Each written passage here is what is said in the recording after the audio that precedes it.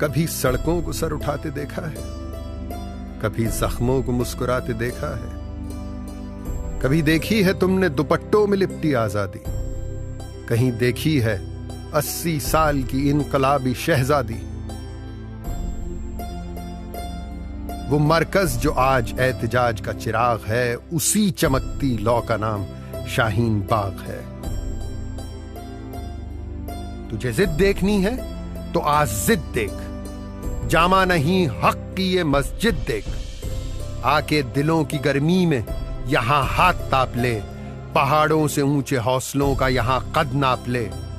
जहां किसी दामन पे नहीं कोई दाग है, उस उजले पल्लू का नाम शाहीन बाग है।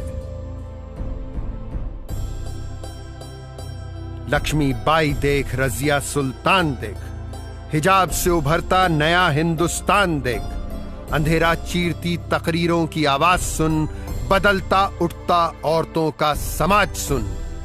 इन औरतों ने अब दिया अपना घर त्याग है, और इनके नए घर का नाम शाहीन बाग है।